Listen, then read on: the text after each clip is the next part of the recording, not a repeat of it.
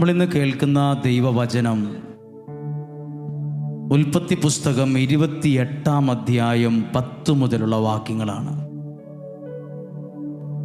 പ്രിയപ്പെട്ടവരെ, ഞാൻ ഈ വചനങ്ങളൊക്കെ നിങ്ങളുടെ ശ്രദ്ധയിൽ കൊണ്ടുവരുമ്പോൾ ഇതൊക്കെ എന്നെ ഒത്തിരി സ്വാധീനിച്ച വചനങ്ങൾ തന്നെയാണ് ഞാൻ നിങ്ങളോട് പ്രസംഗിക്കുന്നത്.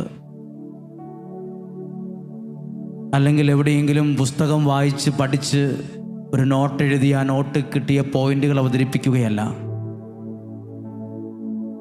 ചില സമയങ്ങളിൽ ചില വചനങ്ങൾ നമ്മളോട് സംസാരിക്കും. ദൈവം നമ്മളോട് സംസാരിക്കും. ദൈവം എന്നോട് നിങ്ങളോട് സംസാരിക്കും. ഇപ്പൊ ചില ആളുകൾ പ്രാർത്ഥിക്കാൻ വരുമ്പോൾ അവർ ചിലപ്പോൾ ചോദിക്കും, അച്ചോ പ്രാർത്ഥിച്ചിട്ട് അച്ഛനൊന്നും പറഞ്ഞില്ലല്ലോ, എന്നെക്കുറിച്ചൊന്നും കിട്ടിയില്ലേ പറയാൻ.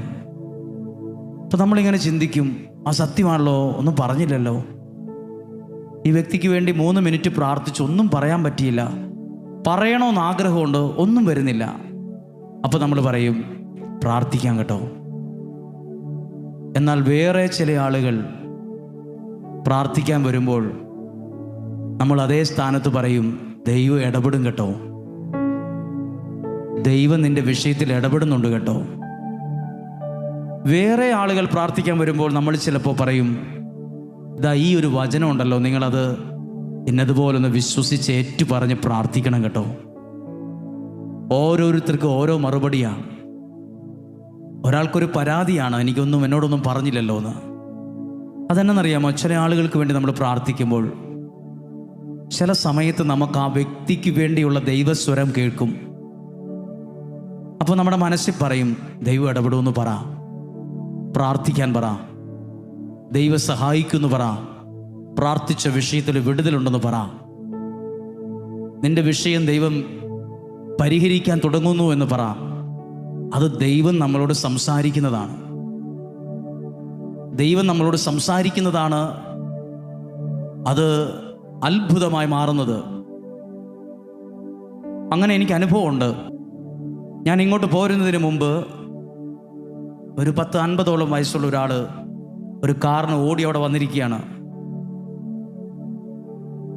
50 വയസ്സിന് മുകളിൽ പ്രായമുണ്ടായിരിക്കാം. അദ്ദേഹത്തിൻ്റെ മകൻ്റെ മകൻ ചെറിയ പ്രായമുള്ള ഒരു കൈക്കുഞ്ഞാണ്. ആ കുഞ്ഞിൻ്റെ കിഡ്നി സംബന്ധമായൊരു പ്രശ്നം വന്നു എന്ന്. പ്രശ്നമായി അത് എത്രയും പെട്ടെന്ന് കോഴിക്കോട് ഹോസ്പിറ്റലിൽ കൊണ്ടുപോകണം. വയനാട്ടിൽ നിന്ന് ഡോക്ടർ പറഞ്ഞത് അത് ഒരു പ്രത്യേക രീതിയിൽ അത് ബാധിച്ചിട്ടുണ്ട്, ഓപ്പറേഷൻ വേണം, കിഡ്നി സംബന്ധമായ പ്രശ്നമാണ്, വളരെ സീരിയസ് എന്ന് പറഞ്ഞ് ആ മനുഷ്യൻ ഓടി വന്നിരിക്കുകയാണ്. അദ്ദേഹത്തിന് പറയാൻ പോലും പറ്റുന്നില്ല. അദ്ദേഹം എൻ്റെ മുമ്പിലല്ല, അവിടെ എൻ്റെ മുമ്പിൽ ഉണ്ടായിരുന്ന എല്ലാവരുടെയും മുമ്പിൽ ഒത്തിരി കരഞ്ഞു. ഒരു വാക്ക് പോലും പറയാൻ തോന്നുന്നുമില്ല. അപ്പോൾ പോരാ നേരത്തെ ഒരു വാക്ക് പറഞ്ഞു, 12 മണിക്കുള്ളിൽ ദൈവം ഒരു നല്ല ഒരു സന്തോഷമുള്ളൊരു മറുപടി തരും, ധൈര്യമായിട്ടിരിക്കാൻ പറഞ്ഞു. ഞാൻ പറഞ്ഞു, ഞാൻ മറന്നു, ഞാൻ തിരിച്ചു വന്നു. അപ്പോൾ കൃത്യം ആ സമയമായപ്പോൾ ഈ മനുഷ്യൻ എൻ്റെ കൂടെയുള്ള ഒരാളെ വിളിച്ചു. അപ്പോൾ ആ ഫോൺ വന്നപ്പോഴേ പറഞ്ഞ്, ഇതേ നമ്മൾ അവിടെ നിന്ന് കണ്ട ആളെന്നെ വിളിക്കുന്നു. ഞാൻ പറഞ്ഞു ഫോൺ എടുക്ക്. ഫോൺ എടുത്തപ്പോൾ ആ ലൗഡ് സ്പീക്കറിൽ വെച്ചു. ഹോസ്പിറ്റലിൽ പോയി എന്ന് പറയാൻ വിളിച്ചായിരിക്കും എന്നാണ് ഓർത്തത്. പക്ഷെ അവർ പിന്നീട് ഹോസ്പിറ്റലിൽ പോയി. പക്ഷെ അവിടെ നിന്ന് കേട്ട 11:50, 45, 50 സമയത്ത് ആ വിളിച്ചത് എന്തിനാണെന്നറിയാമോ? ഓപ്പറേഷൻ വേണ്ട, ദൈവത്തിൻ്റെ ഇടപെടൽ അവിടെ സംഭവിച്ചു. അപ്പോൾ ഞാനും ചിന്തിച്ചു, ദൈവമേ, അന്നേരം അത് ഒരു വാക്ക് പെട്ടെന്ന് ഇങ്ങോട്ട് പോരാനുള്ള തിരക്കിന് മര്യാദയ്ക്കൊന്നും പ്രാർത്ഥിച്ചില്ല. ഇങ്ങോട്ട് പോരാൻ തിരക്ക് പിടിച്ച് ബാഗ് എടുത്ത് വണ്ടിയെ വെച്ച് പെട്ടെന്ന് വണ്ടി സ്റ്റാർട്ടാക്കി ഇവിടെ ഇന്ന സ്ഥലത്ത് എത്തണം, വേഗം പോകണം, ഇത്രയും ദൂരമുണ്ട്, ഇതൊക്കെയാണ് മനസ്സിലുള്ളത്. ആ സമയത്ത് ആ വാക്ക് വന്നതോ, അത് ദൈവം നമ്മളിലൂടെ സംസാരിക്കുന്നതാണ്. അതെന്നിലൂടെ എന്നല്ല, ചിലപ്പോൾ നമ്മളിലൂടെയൊക്കെ സംസാരിക്കും. ചിലപ്പോൾ വീട്ടിൽ പണിയെടുക്കുന്ന ഒരു കൂലിവേലക്കാരനായിരിക്കും നമ്മളോട് പറയുന്നത്, ചേട്ടൻ വിഷമിക്കുന്നുണ്ട്, ദൈവം ഇടപെടുമെന്ന്. അയാൾ പറമ്പിൽ കളിച്ചുകൊണ്ടിരിക്കുന്ന സമയത്തായിരിക്കും നമ്മളോട് പറഞ്ഞു, ദൈവം ഇടപെടും. നമ്മൾ പിന്നെ ചിന്തിക്കുമ്പോൾ കറക്റ്റാണ്, ആ മനുഷ്യൻ പറഞ്ഞ പോലെ ദൈവം ഇടപെട്ടല്ലോ. ദൈവം എല്ലാവരോടും സംസാരിക്കും. ദൈവം എന്നിലൂടെ സംസാരിക്കും, നിങ്ങളിലൂടെ സംസാരിക്കും. ഇപ്പോൾ ദൈവവചനത്തിലൂടെ സംസാരിക്കുന്ന ദൈവമാണ്. ദൈവമാണ് നിങ്ങളോട് സംസാരിക്കുന്നത്. Hallelujah, hallelujah, hallelujah. ഞാൻ നിങ്ങളോട് ഇന്ന് പങ്കുവയ്ക്കാൻ ആഗ്രഹിക്കുന്ന ഒരു വിഷയം ഉൽപ്പത്തി പുസ്തകം 28-ാം അധ്യായം 10 മുതലുള്ള വാക്യമാണ്. അവിടെ കാണുന്നൊരു വ്യക്തിയാണ് യാക്കോബ്. എന്താ പേര്? യാക്കോബ്. നിങ്ങൾക്ക് വളരെ സുപരിചിതമായ ഒരു വ്യക്തിയാണ് യാക്കോബ്. യാക്കോബ് ഈ 10-ാം അധ്യായത്തിൽ എഴുതിയിരിക്കുന്നത് ഇങ്ങനെയാണ്: യാക്കോബ് ബേർഷെബായിൽ നിന്ന് ഹരാനിലേക്ക് പുറപ്പെട്ടു. എത്ര പേരുണ്ടായിരുന്നു കൂടെ? ഈ പറയത്തക്ക ആരുമില്ല, ഒറ്റയ്ക്ക്. കൂടെ നിൽക്കാൻ ഒരാളും ഇല്ലാത്ത സമയമാണ്. യാക്കോബ് 11-ാമത്തെ വാക്യം: സൂര്യൻ അസ്തമിച്ചപ്പോൾ അവൻ വഴിക്കൊരിടത്ത് തങ്ങി. സൂര്യൻ, അപ്പോൾ ഒരു പ്രത്യേകതയുണ്ട്. ഉദിച്ച സൂര്യനാണിപ്പോൾ അസ്തമിച്ചത്. അങ്ങനെ നിങ്ങളുടെ ജീവിതത്തിൽ എന്തെങ്കിലും ഉദിച്ച് അസ്തമിച്ചിട്ടുണ്ടോ എന്ന് പറഞ്ഞാൽ ഇച്ചിരി നല്ല കാര്യം പറയാം. നല്ല സന്തോഷത്തോടെയാണ് കുടുംബജീവിതം ആരംഭിച്ചത്. പക്ഷെ ഇന്നത് വഴക്ക്, പ്രശ്നമായി, പ്രതിസന്ധിയായി, വഴക്കായി, മിണ്ടിയിട്ട് കുറച്ച് ദിവസമായി. ഇന്നത് ഏകദേശം അസ്തമിക്കുന്ന ഒരു കണ്ടീഷനിലാണ്. തുടങ്ങിയതുപോലെ അല്ല ഇപ്പോൾ വന്ന് നിൽക്കുന്നത്. അതാണ് അസ്തമയം. അസ്തമിക്കുമ്പോൾ ഒരു പ്രത്യേകതയുണ്ട്. എന്താ? വെളിച്ചം അങ്ങ് പോയി, ഇരുട്ട് അരിച്ചരിച്ചരിച്ചരിച്ച് കയറി കയറി വരും. പിന്നെ കുറച്ച് കഴിയുമ്പോൾ ലൈറ്റൊക്കെ ഓൺ ആക്കണം. ഇപ്പം കാണത്തില്ല, അല്ല, ഇരുട്ടായി. അത് പതുക്കെ പതുക്കെ കയറി കയറി കയറി നല്ല ഇരുട്ടായത്. ഇപ്പോൾ യാക്കോബിന്റെ ചുറ്റും വെളിച്ചമാണോ ഇരുട്ടാണോ? ഇരുട്ട് പതിയെ കയറി തുടങ്ങി. അന്തരീക്ഷത്തിൽ മാത്രമല്ല, മനസ്സിലേക്കും. കാരണം ആരുമില്ല, ഒന്നുമില്ല, കൂടെ നിൽക്കാൻ ആരുമില്ല, കയ്യിലൊന്നുമില്ല, ഒന്നുമില്ലാത്തൊരു സാഹചര്യം. ഇതുപോലൊക്കെ ആരെങ്കിലും ഉണ്ടോ എന്ന് ചിന്തിക്കണം കേട്ടോ. യാക്കോബ് അവിടെ താമസിക്കുമ്പോൾ തലയണയായി വെച്ചത് എന്നതാ നോക്കിക്കേ. ഒരു കല്ലെടുത്ത് തലയ്ക്ക് കീഴേ വെച്ച് അതേ കിടന്നു. 50 രൂപയുടെയാ ഒരു തലയണയുടെ മിനിമം. ഏറ്റവും ലോക്കൽ ഒരു പൊട്ട തലയണ 50 രൂപയ്ക്ക് മേടിക്കാൻ കിട്ടും. 50 രൂപയ്ക്ക് 50 രൂപയുടെ തലയണ മേടിക്കാൻ പോലും പൈസ ഇല്ലാത്ത യാക്കോബ് ഇപ്പോൾ തലയണയായി വച്ചിരിക്കുന്നത് കല്ലാണ്. കല്ല്. അങ്ങനെ കല്ലേ തലയെ വെക്കാൻ പറ്റുമോ? വേദനിക്കും. കുറച്ചു നേരമൊക്കെ വെക്കാൻ പറ്റും. ചുമ്മാ ഒന്ന് വച്ച് നോക്ക്. എപ്പോഴെങ്കിലും നല്ല വേദന എടുക്കും, ഉറക്കമൊന്നും വരത്തില്ല, തല വേദനിക്കും. അങ്ങോട്ടും ഇങ്ങോട്ടൊക്കെ തിരിയുമ്പം അവിടെ ഇവിടെയൊക്കെ കൊണ്ട് വല്ലാണ്ട് വേദന വരും. നിങ്ങളെ എന്തെങ്കിലുമൊക്കെ വേദനിപ്പിക്കുന്നുണ്ടോ മനസ്സിൽ? വീടിനെക്കുറിച്ച്, മക്കളെക്കുറിച്ച്, സ്വപ്നം, ആരോഗ്യം, ആയുസ്, എന്തൊക്കെയോ കാര്യങ്ങൾ വല്ലാതെ വേദനിപ്പിക്കുന്നില്ലേ? ഇതുപോലെ യാക്കോബിനെയും വേദനിപ്പിച്ചുകൊണ്ടിരുന്നു. ആ സമയത്ത് ഇങ്ങനെ കിടക്കുമ്പം വെറുതെ മണ്ണിൽ കല്ല് തലയണയായി, കൂടെ നിൽക്കാൻ ആരുമില്ല.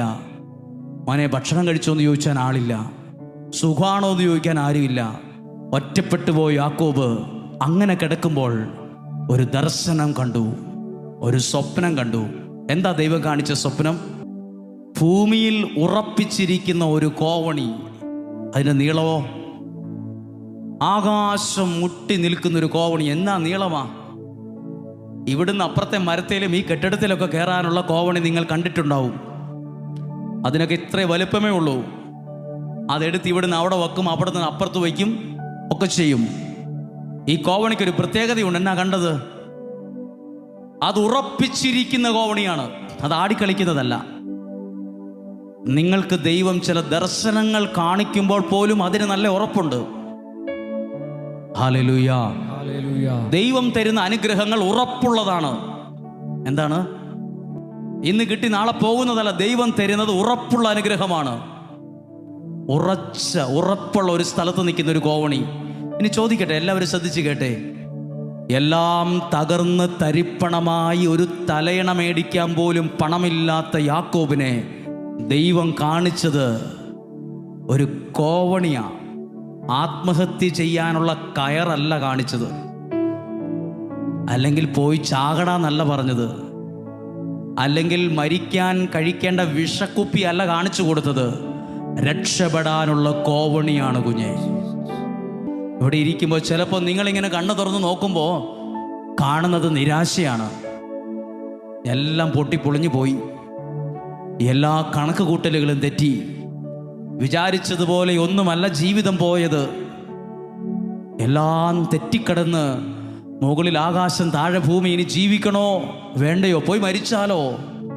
എവിടെയൊക്കെയോ അങ്ങനെ ഒരു പൊട്ടച്ചിന്ത പോലും അകത്തേക്ക് ഇരുട്ട് പോലെ കയറി വരുമ്പോൾ ഇന്ന് ദൈവവചനം നിന്നെ കാണിക്കുകയാണ് രക്ഷപ്പെടാനുള്ള ഒരു വഴി, രക്ഷപ്പെടാനുള്ള ഒരു കോവണി.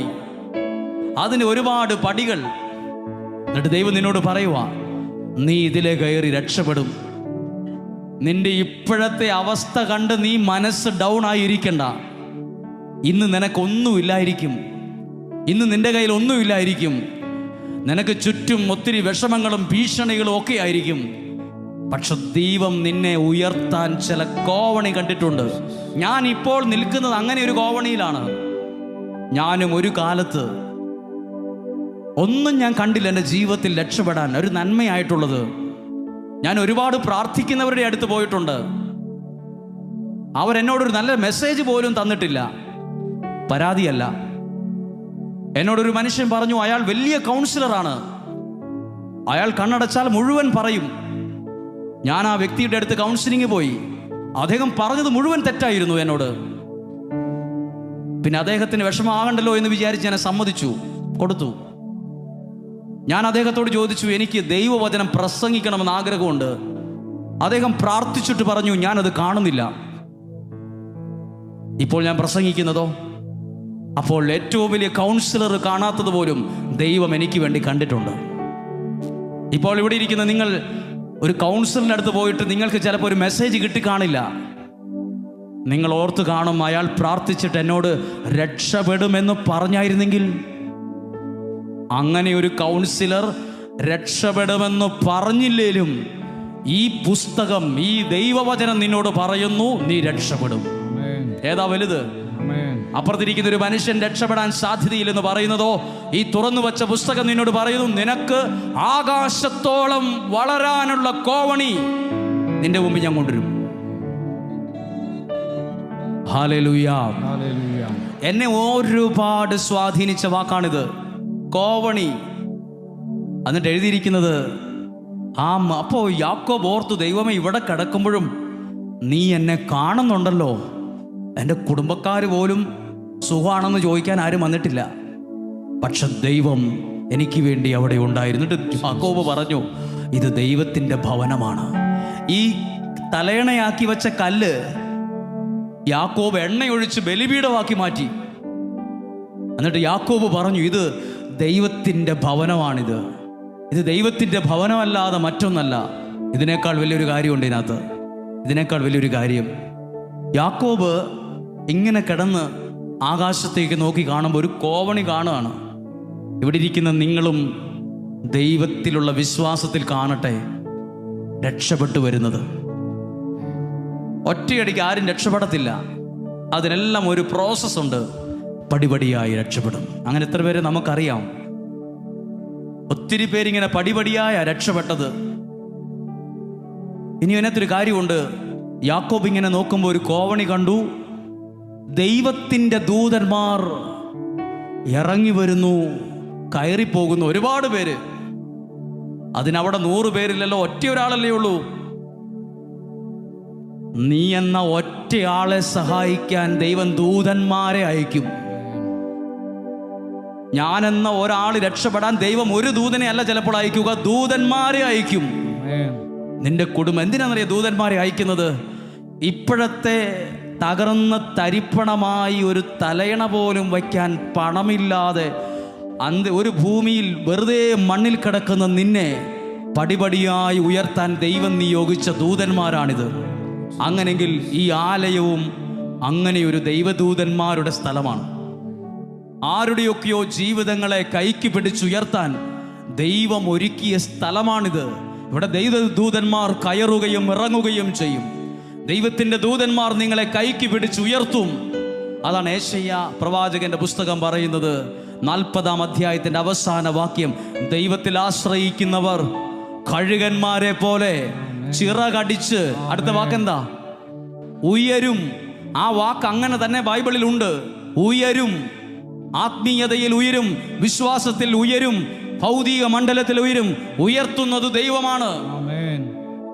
പല രീതിയിൽ ഉയരുന്നവരുണ്ട്, പല കളികൾ കളിക്കുന്നവരുണ്ട് ഉയരാൻ വേണ്ടി. ഓരോ സ്ഥാനത്തെത്താൻ വേണ്ടി എന്തെല്ലാം കളി കളിക്കുന്നവരുണ്ടെന്നറിയാമോ? ദൈവം ഒരാളെ ഉയർത്തുന്നതും ഒരാൾ കളിച്ച് ജയിക്കുന്ന തമ്മിൽ ഒരുപാട് വ്യത്യാസമുണ്ട്. ദൈവം ഉയർത്തുന്ന ഉയർച്ചയുടെ പ്രത്യേകത, അത് നിലനിൽക്കും, അത് സ്ഥിരമായിരിക്കും, അത് ഉറച്ചിരിക്കും. അതിനെ തോപ്പിക്കാൻ പറ്റില്ല. കളിച്ചും രാഷ്ട്രീയം കളിച്ചും പൊളിറ്റിക്സ് കളിച്ചും കയറുന്നെങ്കിൽ ഉയർത്തിയവർ തന്നെ അയാളെ താഴ്ത്തും, വലിച്ചു താഴെയിടും. ഇതൊക്കെ നമ്മൾ കണ്ടിട്ടുള്ളതാണ്. ദൈവം ഉയർത്തുന്നവനെ ആരും തകർക്കുകയില്ല. പറഞ്ഞേ ഹല്ലേലൂയ. നിങ്ങളുടെ കുടുംബത്തെ ദൈവം ഉയർത്തട്ടെ, നിങ്ങളുടെ ഭാവിയെ ദൈവം ഉയർത്തട്ടെ, നിങ്ങളുടെ ശുശ്രൂഷയെ ദൈവം ഉയർത്തട്ടെ. ഒരാൾ പോരെ രക്ഷപ്പെടാൻ, ഒരാൾ മതി കേട്ടോ. ഇവിടെ ഇരിക്കുന്ന എല്ലാ കുടുംബങ്ങളോടും പറയട്ടെ, നിങ്ങളുടെ കുഞ്ഞുങ്ങളിൽ ഒരാൾ രക്ഷപ്പെട്ടാൽ മതി നിങ്ങളുടെ വീട് രക്ഷപ്പെടാൻ. ഒന്നും കൂടെ ഞാനത് പറയാം, 10 പ്രാവശ്യം വേണേ പറയാം, 200 പ്രാവശ്യം വേണേ ഞാൻ പറയാം. ഇന്ന് തന്നെ എനിക്ക് അനുവദിക്കപ്പെട്ട സമയം മുഴുവൻ ഇത് പറഞ്ഞുകൊണ്ടിരിക്കാം. നിങ്ങളുടെ മക്കളിൽ ഒരാളെ ഉയർത്തിയാൽ മതി, രക്ഷപ്പെട്ടാൽ മതി.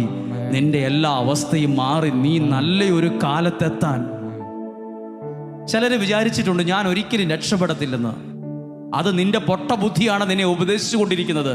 അത് വിശ്വസിക്കരുത്.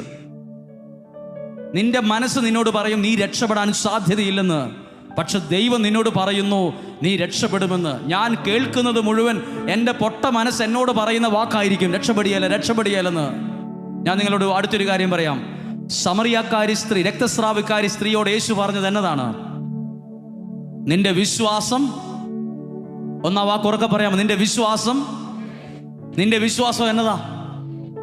രക്ഷിക്കുമെന്നാണെങ്കിൽ നീ രക്ഷപ്പെട്ടിരിക്കും. അല്ല, ചില ആളുകളുടെ വിശ്വാസം ഇങ്ങനെയാണ്, ഞാൻ രക്ഷപ്പെടാനൊന്നും പോകുന്നില്ല. രക്ഷപ്പെടാനൊക്കെ ആയിരുന്നേ പണ്ടേ രക്ഷപ്പെട്ടേനെ. രക്ഷപ്പെടുവോ ഇല്ലയോ? രക്ഷപ്പെടത്തില്ല. കാരണം അവന്റെ വിശ്വാസം അതാണ്. എന്താണോ ഞാൻ വിശ്വസിക്കുന്നത് അതെന്റെ കൂടെ വരും. Hallelujah, hallelujah. എന്റെ വീട് നശിച്ച ഒരു ശപിക്കപ്പെട്ട വീടാ, അതാ നിന്റെ വിശ്വാസം, അത് അങ്ങനെ തന്നെ ഇരിക്കും. പിന്നെ കരയരുത്, എന്താ ഞാൻ രക്ഷപ്പെടാത്തെ പറയരുത്. രക്ഷപ്പെടുമെന്ന് വിശ്വസിക്ക്. വിശ്വസിച്ചത് കൂടെ പോരും, യാഥാർത്ഥ്യമാകും. ഞാൻ വിശ്വസിക്കുന്നു എനിക്ക് നല്ലതുപോലെ ദൈവവചനം പ്രസംഗിക്കാൻ പറ്റും, ഞാൻ പ്രസംഗിച്ചിരിക്കും, അതെൻ്റെ വിശ്വാസമാണ്. ഇന്ന് എനിക്ക് 1 രൂപ എടുക്കാനില്ല എൻ്റെ കയ്യിൽ. ഞാൻ പറയുന്നു എനിക്ക് ദൈവം സമ്പത്ത് തരും, എന്നെ അനുഗ്രഹിക്കും, എൻ്റെ കാര്യങ്ങളൊക്കെ ഭംഗിയായി നടക്കും. അതാണ് ഞാൻ വിശ്വസിക്കുന്നതെങ്കിൽ അത് നടക്കും. ഈ മനുഷ്യൻ്റെ മദ്യപാനമൊന്നും മാറാൻ പോകുന്നില്ല, മാറത്തില്ല. കാരണം ആ വ്യക്തി വിശ്വസിച്ചിരിക്കുന്ന അങ്ങനെയാണ്. എൻ്റെ ഈ കൊച്ചുങ്ങളൊന്നും പഠിക്കുകയില്ല, ഒന്നും രക്ഷപ്പെടാൻ ചാൻസ് ഇല്ല. 24 മണിക്കൂറും അതാ ചിന്തിച്ചുകൊണ്ട് വീട്ടിൽ പറഞ്ഞുകൊണ്ടിരിക്കുന്നത്. കുഞ്ഞുങ്ങൾ രക്ഷപ്പെടില്ല. നിങ്ങൾ എന്തു പറയണം? നിങ്ങളുടെ വിശ്വാസം നിങ്ങൾ പറയണം. എന്തു പറയണം? നീ രക്ഷപ്പെടും, നീ അനുഗ്രഹിക്കപ്പെടും. അപ്പോൾ ചിലപ്പോൾ കുഞ്ഞുങ്ങൾ അമ്മയോട് ചോദിക്കും, അമ്മ എങ്ങനെയാ അറിഞ്ഞത് ഞാൻ രക്ഷപ്പെടുമെന്ന്? അമ്മ എങ്ങനെ അറിഞ്ഞു? എന്നോട് എൻ്റെ ഈശോ പറഞ്ഞു നീ രക്ഷപ്പെടുമെന്ന്, അതാ ഞാൻ നിന്നോട് പറഞ്ഞത്. എന്നോടൊരാൾ അങ്ങനെ ചോദിച്ചു. ഭയങ്കര പ്രതിസന്ധിയിൽ പോകുന്ന ലക്ഷക്കണക്കിന് രൂപ കടമുള്ള ഒരു മനുഷ്യനോട് ഞാനൊരു വാക്ക് പറഞ്ഞു, നിങ്ങൾ രക്ഷപ്പെടും, നിങ്ങൾക്ക് ദൈവാധീനമുണ്ട്, സാരമില്ല. അച്ഛൻ എങ്ങനെ അറിഞ്ഞു ഞാൻ രക്ഷപ്പെടുമെന്ന്? എങ്ങനെ അറിഞ്ഞു? അത് പ്രാർത്ഥിക്കുന്നവൻ അറിയാം, പ്രാർത്ഥിക്കാൻ വന്നയാൾ രക്ഷപ്പെടുവോ ഇല്ലയോ എന്ന്. കാരണം അവൻ നിൽക്കുന്നത് ആ പ്ലാറ്റ്ഫോമിലാണ്. Hallelujah, hallelujah. നിങ്ങളുടെ വീട്ടിൽ നിങ്ങൾക്കൊരു കുഴൽ കിണർ കുഴിക്കണമെന്ന് ആഗ്രഹമുണ്ട്, നിങ്ങൾ ചാടി ഒരു സ്ഥലത്ത് കിണർ കുഴിക്കില്ല. കിണർ വെള്ളം സ്ഥാനം കാണുന്ന ഒരാളെ കൊണ്ടുവരുമോ? കൊണ്ടുവന്നിട്ട് അയാളുടെ കൈകളിലുള്ള ചില കാര്യങ്ങൾ എടുത്ത് ഉപയോഗിക്കും. എന്നിട്ട് അയാൾ പറയും, ഒരു സ്ഥലത്ത് ഒരു കമ്പ് നാട്ടിയിട്ട് പറയും ഇവിടെ വെള്ളമുണ്ടെന്ന്. അതിന് അയാൾ വെള്ളം കണ്ടോ? അയാൾ പറയുന്നു 350 അടി താഴ്ത്തിയാൽ വെള്ളം കിട്ടും, 150 അടി താഴ്ത്തിയാൽ വെള്ളം കിട്ടും. അതിന് അദ്ദേഹം വെള്ളം കണ്ടോ? പക്ഷെ അദ്ദേഹത്തിന് അവിടെ നിൽക്കുമ്പോൾ അറിയാം ഇത്ര അടി താഴ്ത്തിയ വെള്ളം കിട്ടുമെന്ന്. അത് അയാളുടെ മനസ്സിൽ കിട്ടിയ ഉത്തരമാണ്. നമ്മൾ അതേ സ്ഥാനത്ത് കിണർ കുഴിക്കും, വെള്ളം കിട്ടും. അങ്ങനെയൊക്കെ നമ്മൾ കിണറും ഒക്കെ കുഴിച്ചവരുണ്ട്. പ്രാർത്ഥിക്കുന്ന ഒരു മനുഷ്യനും ഒരു വ്യക്തിയെ കാണുമ്പോൾ, അയാളുടെ പ്രാർത്ഥനാ വിഷയം കേൾക്കുമ്പം, അയാളുടെ തലയിൽ കൈവച്ച് പ്രാർത്ഥിക്കുമ്പോൾ, പ്രാർത്ഥനയിൽ നിൽക്കുന്നവൻ അറിയാൻ പറ്റും ഈ വെള്ളം കിട്ടുമോ ഇല്ലയോ എന്ന്, ഇത് നടക്കുമോ ഇല്ലയോ എന്ന്. അത് അവൻ്റെ ഉള്ളിൽ ദൈവം ചോദിപ്പിക്കും, ഇത് ശരിയാകും, ഇത് രക്ഷപ്പെടും. ഞാൻ അങ്ങനെ ഒരു മനുഷ്യനോട് പറഞ്ഞു, നീ രക്ഷപ്പെടും. ഞാനോ രക്ഷപ്പെടും? അച്ഛൻ എങ്ങനെ അറിഞ്ഞു? എന്നോട് നിങ്ങൾക്ക് വേണ്ടി പ്രാർത്ഥിച്ചപ്പോൾ ദൈവം എന്നോട് അത് പറഞ്ഞു. അത് ഞാൻ നിങ്ങളോട് പറഞ്ഞു. ഇതുപോലെ എനിക്ക് നിങ്ങളോട് പറയാനൊരു കാര്യമുണ്ട്. നിങ്ങൾ അനുഗ്രഹിക്കപ്പെടും, നിങ്ങൾ രക്ഷിക്കപ്പെടും. കാരണം നിങ്ങൾ കേൾക്കുന്നത് എൻ്റെ ബുദ്ധിയിലുള്ള ആശയമല്ല, നിങ്ങൾ കേൾക്കുന്നത് ദൈവവചനമാണ്. നിങ്ങൾ കേൾക്കുന്നത് എൻ്റെ ബുദ്ധിയിലുള്ള ആശയം ഞാൻ നിങ്ങളോട് പറഞ്ഞാൽ നിങ്ങൾ എഴുന്നേറ്റ് പോകും, ഇവിടെ ഇരിക്കില്ല. ഇതൊക്കെ ഞങ്ങൾ ഒരുപാട് കണ്ടതാന്ന് പറയും. പക്ഷെ ദൈവവചനം നിങ്ങൾ കേൾക്കുമ്പോൾ എന്തൊക്കെയോ നിങ്ങളുടെ ഉള്ളിൽ നടക്കുന്നു എന്ന് നിങ്ങൾക്ക് തന്നെ തോന്നും. ആരൊക്കെയോ എൻ്റെ ജീവിതത്തെ ബലപ്പെടുത്തുന്നതായി തോന്നും. അതൊന്നും വേണ്ട, എന്നെ ശക്തിപ്പെടുത്തുന്നതായിട്ട് തോന്നും. വിജയിപ്പിക്കുന്നതും ഉയർത്തുന്നതും പ്രശ്നങ്ങൾ പരിഹരിക്കുന്നതും ദൈവമാണ്. ദൈവമാണ്. ഹല്ലേലൂയ. ഞാൻ ഇവിടെ ഇതിനേക്കാൾ നന്നായിട്ട് പ്രസംഗിച്ചു എന്ന് വിചാരിച്ച് ദൈവം ഇടപെടണമെന്നില്ല. എൻ്റെ പ്രസംഗത്തിന്റെ ഭംഗി അനുസരിച്ചല്ല ദൈവം ഇടപെടുന്നത്. ഈ പാട്ടുകാരൻ ഇതിനേക്കാൾ നന്നായിട്ട് പാടി എന്ന് വരും. ഇതിനേക്കാൾ നല്ല പാട്ടുകാരെ എനിക്ക് പരിചയവുമുണ്ട്. എന്നേക്കാൾ നന്നായിട്ട് പ്രസംഗിക്കുന്ന 100 കണക്കിന് ആളുകളുണ്ട്. ഇതിനേക്കാൾ സൗണ്ട് സിസ്റ്റത്തിന്റെ മുമ്പിൽ ഞാൻ പ്രസംഗിച്ചിട്ടുണ്ട്. പക്ഷെ ഒന്നുമില്ലാത്ത സ്ഥലത്ത് വെറുതെ പറഞ്ഞപ്പോൾ ഒന്നുമില്ലാതിരുന്നിട്ട് ദൈവം ഇടപെട്ടതായി കണ്ടിട്ടുണ്ട്. ഇതൊന്നും ദൈവം ഇടപെടാൻ അത്യാവശ്യമായ കാര്യമല്ല. നിങ്ങൾക്ക് നല്ലൊരു വിശ്വാസവും പ്രാർത്ഥനയുണ്ട്. ഒരു പാട്ടുകാരൻ വേണമെന്നില്ല, ഒരു സിസ്റ്റവും വേണമെന്നില്ല. മനസ്സോടെയാ പ്രാർത്ഥിക്കുന്നെങ്കിൽ ദൈവം ഇടപെടാൻ തുടങ്ങും. എൻ്റെ കഴിവിനനുസരിച്ചല്ല ദൈവം ഇടപെടുന്നത്, ദൈവത്തിൻ്റെ ശക്തി അനുസരിച്ചാണ്. ഹല്ലേലൂയ. ഞാൻ ഇപ്പോൾ പ്രസംഗിക്കുന്നത് ഞാൻ ഒണ്ടേലും ഇല്ലേലും നിങ്ങൾ അനുഗ്രഹിക്കപ്പെടേണ്ട വഴിയാണ്. നാളെ മാത്യു എന്ന പേരുള്ള അച്ഛൻ ഉണ്ടായിരിക്കാം, ഇല്ലായിരിക്കാം. നാളെ ഞാൻ ധ്യാനിപ്പിക്കുന്ന ആളായിരിക്കാം, അല്ലാതിരിക്കാം. ഞാൻ നാളെ ശുശ്രൂഷയെ നിർത്തിയെന്ന് വരാം. അതിനെ അടിസ്ഥാനപ്പെടുത്തിയല്ല നിങ്ങൾ ജീവിക്കേണ്ടത്. ഞാൻ ഉണ്ടേലും ഇല്ലേലും നിങ്ങൾ അനുഗ്രഹിക്കപ്പെടാനുള്ള വഴി നിങ്ങൾ അറിഞ്ഞിരിക്കണം. അനുഗ്രഹമാകാനുള്ള വഴിയാണ് കേൾക്കുന്ന ദൈവവചനം. അതൊരു വ്യക്തിയെ ആശ്രയിച്ചല്ല ഇരിക്കുന്നത്, നിങ്ങളുടെ വിശ്വാസത്തിനനുസരിച്ചാണ്. ഞാൻ നാളെ ഉണ്ടാകാം, ഞാൻ നാളെ ഇല്ലാതിരിക്കാം. എനിക്ക് വലിയ ശുശ്രൂഷകൻ നാളെ കിട്ടിയെന്ന് വരാം, കിട്ടിയില്ലെന്ന് വരാം. നാളെ ധ്യാനത്തിന് വിളിക്കുമ്പോൾ ഞാൻ ആയതുകൊണ്ട് 5 പേര് വന്നെന്നിരിക്കാം. ചില സ്ഥലത്ത് 500 പേര് വന്നെന്നിരിക്കാം. പണ്ട് കുറെ പേര് വരുമായിരുന്നു. ഇപ്പോൾ അയാൾ പ്രസംഗിക്കുമ്പോൾ ആരും വരുന്നില്ല. സാരയില്ല, നാളത് പ്രതീക്ഷിക്കണം. എപ്പോഴും ആൾക്കൂട്ടം ഉണ്ടാകുമെന്നോ എപ്പോഴും വലിയ ആളായി നടക്കാമെന്നോ ഞാൻ ചിന്തിക്കരുത്. ഇത് ദൈവം ഏൽപ്പിച്ചൊരു നിയോഗമാണ്. അങ്ങനെയാണ് ഞാനിവിടെ നിൽക്കുന്നത്. നാളെ അപ്പുറത്ത് ധ്യാനം നടക്കുമ്പോൾ 10,000 പേര് വരാൻ വേണ്ടിയുള്ള പ്രസംഗമല്ല ഇവിടെ നടക്കുന്നത്. അല്ലെങ്കിൽ നാളെ എൻ്റെ യൂട്യൂബിലെ പ്രസംഗങ്ങൾ മുഴുവൻ എല്ലാവരും കേൾക്കണമെന്ന് സബ്സ്ക്രൈബ് ചെയ്യാൻ വേണ്ടി പറയണം വേണ്ടിയല്ല ഞാനിവിടെ വന്നത്. അതൊന്നും പറയാൻ വേണ്ടിയല്ല. ദൈവത്തിൻ്റെ വചനത്തിൻ്റെ ശക്തി നിങ്ങളോട് പറയാനാണ് ഞാൻ ഇവിടെ വന്നത്. അത് പറഞ്ഞ് ഞാൻ പോകും. ദൈവത്തിൻ്റെ ശക്തി അറിയുമ്പോൾ എൻ്റെ ജീവിതത്തിൽ അത്ഭുതങ്ങൾ സംഭവിക്കും.